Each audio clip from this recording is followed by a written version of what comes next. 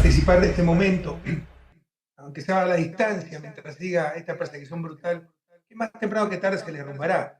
Solo abogaduchos, politiqueros, periodistas corruptos, ya totalmente inmorales o limitados intelectualmente, pueden justificar sentencias por influjo psíquico, juicios por parques, por carreteras, por haber hecho obras, pero que no le gustaron a la fiscal, porque dicen que no es reactivación, que no es reconstrucción, que no son emergentes, cuando la ley de reconstrucción de Manabí y Esmeraldas era también para reactivación económica.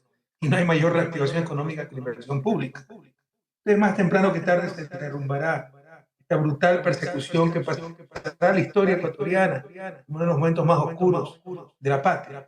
Hoy debe ser un momento de alegría, normalmente. Se le pone freno a un aspirante a dictadorzuelo, mala persona. No quiero meterme en las cuestiones personales, pero ustedes saben los antecedentes que tiene este muchacho. Pero además mete preso al hijo de la vicepresidenta por $1.500, siendo de Cuenca lo manda a una cárcel de alta seguridad en Guayaquil para presionar la renuncia de la vicepresidencia, para justificar su irresponsabilidad e ineptitud. Saca a su ministra de Energía, acusa a 22 funcionarios, orden de prisión, cuando él es el responsable de la crisis energética, sin mencionar la ridiculez de que fue sabotaje, de que sacamos el agua de Masal y tantas tonterías más, en un país donde se ha perdido hasta la vergüenza, porque ya no da ni vergüenza sostener tantas payasadas. Y me quiere decir nuevamente, la incursión sin precedentes, con Fuerzas Armadas, con policías, militares, en una delegación extranjera, que no solo rompe con la ley internacional, la Convención de Viena, expone a nuestras embajadas. Mañana cualquiera entra a nuestras embajadas, expone a nuestros funcionarios, mañana cualquiera maltrata a nuestros funcionarios, humilla a América Latina. ¿Quién va a confiar en un asilo de América Latina, institución milenaria, ni siquiera centenaria? Y secuestra a un asilado en una detención absolutamente arbitraria y lo manda a una cárcel de alta seguridad incomunicado, rompiendo sus derechos más elementales. De aquí nuestro abrazo a nuestro compañero Jorge Glass. Por eso le digo, no es momento de alegría. No podemos olvidarnos un solo segundo las circunstancias, las condiciones que está Jorge Glass. Un abrazo a su familia, ¿no? Y cómo esta gente está ensañada con nuestro compañero Jorge Glass. Tenemos un secuestrado en el país y no pararemos hasta ver la libertad de este secuestrado. Y si a alguien le quedaba duda de la persecución política, particularmente que ahora es un partido político, con la maldad y torpeza de este gobierno, ya despejó cualquier duda. Entonces, estamos hasta un tipo que no tiene límites ni escrúpulos, que se quiso parecer a Bukele, ¿no? Ha tenido grandes aciertos, pero también grandes errores, pero en realidad se parece a Calígula, el emperador romano tremendamente joven que perdió la cabeza, ¿no? Porque no supo manejar el poder. Seguramente ni está enterado ni es Calígula, el pobre muchacho que solo sabe contar billetes e irse de farra. Se le ha puesto un freno, pero no podemos olvidar que se gastó $62 millones en una consulta absolutamente innecesaria, que se la ha ganado, sí, gracias a la Revolución Ciudadana, porque tal vez si no hubiese existido la Revolución Ciudadana, la década ganada, cuando la gente aprendió que era sujeto de derechos, que no eran objetos, la dignidad del trabajo humano, cuando aprendimos la soberanía, defender los intereses del país y evitar los abusos de las transnacionales, si no hubiera existido ese periodo histórico, tal vez hubieran aprobado contratos por obras y el arbitraje internacional. No se ha dado en el desierto, pero por supuesto el retroceso es inmenso y de todos modos tenemos que ver que se ha gastado 62 millones en una consulta absolutamente innecesaria, donde felizmente se le ha puesto un freno a este aspirante de Calígula. Pero no fue, jamás tuvimos que pasar por este trance, jamás debimos pasar por esto, jamás se debió hacer esta consulta. Las preguntas sobre seguridad debieron pasar por la asamblea, donde efectivamente se estaban tratando, y las boicoteó para no quitarle piso a la consulta porque es su campaña anticipada. Y fíjense, Napoleón decía, si ves a tu enemigo cometer errores, no le interrumpas. Pierde por sus propios errores, por su prepotencia, por su barbarie, por su maldad, por su ineptitud.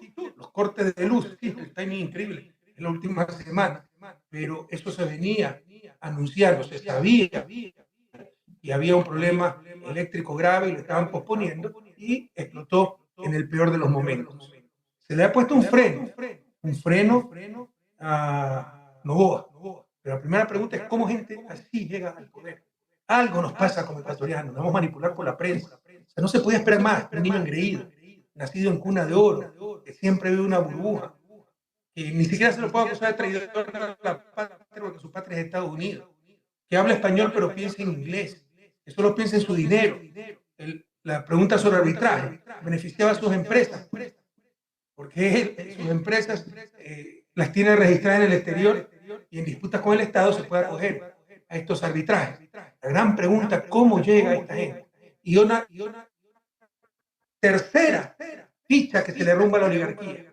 La primera fue Moreno, después de la traición, llegó a 80-85% de popularidad porque todavía tenía la inercia de nuestro gobierno y decía que luchaba contra la corrupción. Él, que era el verdadero corrupto, pero está encubierto por la fiscal y no mueve INAPEC. Luego vino Lazo, un inepto absoluto, además de corrupto. Se le derrumbó también ese alfil a la oligarquía. Y ahora viene Noboa y se le derrumba nuevamente. Están desesperados a prepararse todavía para una arremetida mayor, pero sobre todo que nuestro pueblo tome conciencia de no dejarse nunca más engañar por esta gente. En beneficio de Noboa, yo tengo que decir, en lo personal, jamás esperé algo diferente. Porque era evidente dónde venía, era evidente su psicología, era evidente su falta de preparación, era evidente sus intereses personales. Y lo evidente no se demostró en el voto. Y ganó las elecciones presidenciales. Tenemos que cuestionarnos eso.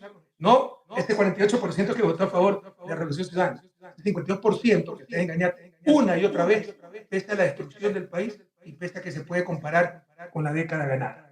Le decía, hoy es una victoria popular, pero la situación del país es de tragedia.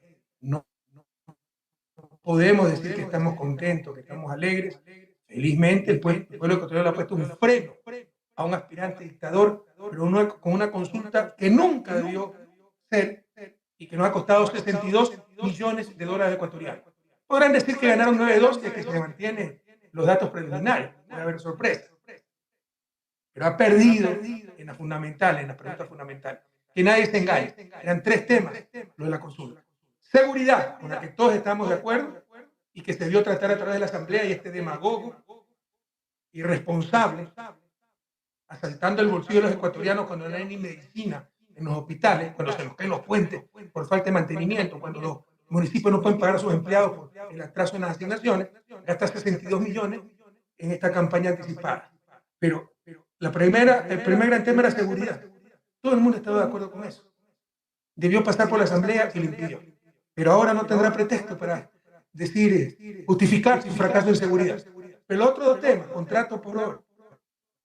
Y el tercer gran tema, tribunales, arbitraje internacional para las inversiones, ha perdido no a Noboa. Este es solo un paso más, queridos compañeros. La patria está destrozada. Tenemos un secuestrado. A nivel internacional nos creen bárbaros, porque lamentablemente también cerca del 40% de la población ecuatoriana apoya esa bandera y haber secuestrado un asilado político. La tarea por delante es inmensa. Solo un paso más, tarea pero de recuperar la patria. Tenemos que vencer en el 2025 para volver a Ecuador a esta senda de progreso, de dignidad, de justicia que asombró a América Latina y al mundo. Para nuevamente tener un gobierno que no gobierne a los bolsillos, a las inversiones de unos cuantos, sino que gobierne para el bien común, para las grandes mayorías. Y ese proyecto se llama Revolución Ciudadana. Felicitaciones al pueblo ecuatoriano, una clara victoria y una clara derrota, ¿no?, de un improvisado aspirante dictador suelo, mala persona como Daniel Noboa. Pero están solo un paso dentro de la tragedia nacional que vivimos y faltan muchos pasos más para recuperar la patria. Pero hemos empezado a caminar y nada nos detendrá hasta la victoria final. Un inmenso abrazo, queridos compañeros, y hasta la victoria siempre.